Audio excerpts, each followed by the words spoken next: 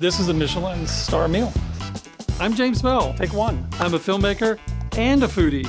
I'm passionate about connecting with people and getting to know American chefs around their kitchen table. Today we're at Gravitas in Washington, D.C., the Michelin-Star restaurant featuring Chef Matt Baker. Thank you for joining us.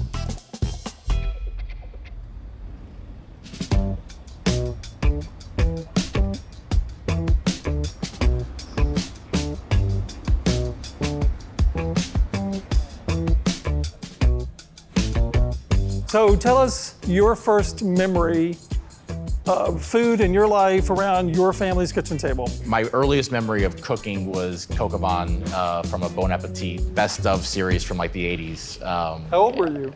I must have been probably 7 or 8 years old. Wow. What was your journey from Houston to then Miami, correct? Yep. And then I think we go to Singapore. Yeah, you know, I don't think any of it was planned out. In my junior year of high school, I got expelled from my high school for doing Wait, you went from making coq au vin to getting kicked out of high school? Yeah, I got a job at a restaurant in Houston. It was my first restaurant job. I have ADD, I have a mind that can't really sit still sometimes, and a restaurant is a great vehicle for that, where you have stimulation all around you, always happening, especially in the kitchen. And so when I got that job, I remember thinking I never want to do anything else the rest of my life. And I actually ended up re-enrolling in the same high school that kicked me out, and I graduated a year later. So I was in Miami for 3 years for culinary school, and I worked at the best restaurants in Miami during that time. And then I got an opportunity to move to Singapore to become a chef. I was completely in over my head. No 21-year-old should be responsible for a kitchen. You were 21? Yeah. And you were running a kitchen? Yeah. Wow. This is just salt with water. And this is gonna be the basis of our plating to allow that to sit and kind of float on your plate.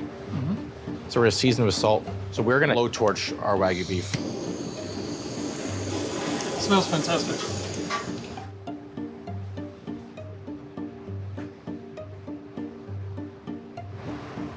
So Wagyu beef and Hamachi Crudo. Fantastic. They called you the most amazing chef in Singapore, Time Magazine, right? They did, yeah.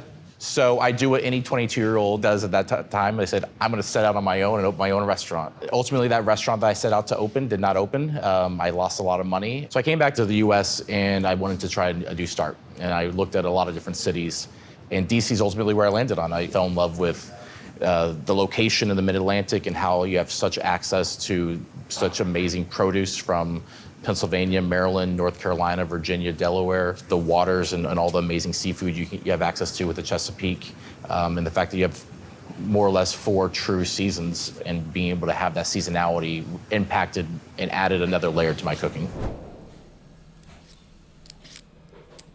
We talk about the commitment to sourcing locally, seasonality of our cooking. So this is a dish that we've had on the menu since we opened our first day. It really changes on a week-to-week, monthly basis, depending on what's in season. And this is gonna be our vegetable salad. So the goal is to try to have as many ingredients on this plate as possible. Some of these are gonna be grown on our rooftop. Some of them are gonna be sourced from local farms. How many do we have? So I believe we counted, we said 27 ingredients here today that are gonna go into the salad. So not your mom's normal household salad. So you can't work in a modern fine dining kitchen without tweezers. So what you're gonna do is you're gonna take these guys. Like your nesting pasta. Exactly. Cucumbers with blossoms on it. Super cute. So this is just goat cheese with an herb puree. Okay. These are huckleberry tomatoes. You should taste one of those. Try Really? that. Yeah. Oh my God. That is amazing. And that's a tomato. This is a tomato. These are garlic blossoms. And then to finish it, we're going to do some finishing salt and herb oil. Wow. So that is our summer vegetable salad. Beautiful. So when did you decide to open your own restaurant? I think really the driving factor was I was at a really not a good part of my life. I was very, very unhappy with the restaurant I was at. During that time, my mom gets diagnosed with cancer, and within 5 months, she passed away. And so right before my mom passed away, I was like, I told myself, I said, I'm tired of being unhappy. I'm tired of having to dread going into work or dread going home. and I can change this. And so I quit my job. It actually allowed me to spend time with my mom before she passed away for a few weeks. And so from there on out, I just had a determination to bring this restaurant to life and not to fail. I looked at 50 different spaces for Gravitas. The Ivy City location was the last location we toured. And I knew straight away this is it. Historic warehouse, 24-foot ceilings, original window panes, original brick, original steel beams. This is such a classic, fantastic historic architecture. We certainly had, everything from fundraising struggles to staffing struggles when we first opened. We had construction delays, and we opened. And we went through a period of time where we were slow trying to build our business. We're trying to get people in the door. We're somewhat of an unknown commodity on the market. But my belief was, if the cooking is good enough, the experience is good enough, people are going to come and find you. And we were fortunate, we got a couple good reviews from the Washington Post and from Washingtonian. And after about 10 months of struggling with business, we get our Michelin-Star, and overnight we're busy. I lived for about 3-4 years in Singapore, so there is a lot of Asian and certainly Japanese influence by cooking. So this is something that really combines that with Mid-Atlantic cooking. So this is a dried, salted Japanese seaweed. We're gonna do a quick cure on this fish before we cook it. About 15 minutes we're gonna cure this for. While the fish is curing, we talked about tomatoes. We're gonna be mindful about how we cut this. So we're gonna kind of block this off. These are heirloom tomatoes that we marinate in oil and vinegar. Packs a punch. Yes. Now we're ready to cook our fish. Okay. And we're just gonna put this in here, and we're gonna cook this for about 3 to 4 minutes. Perfect. All right. So fast forward to COVID. Tell us how you did it. I remember just being at a complete loss. I didn't know what to do. We were shut down on a Sunday by the city. We had a Monday all hands meeting, and I started crying. I said, I take my responsibility to feed you and your family and to put a house over your head very, very seriously.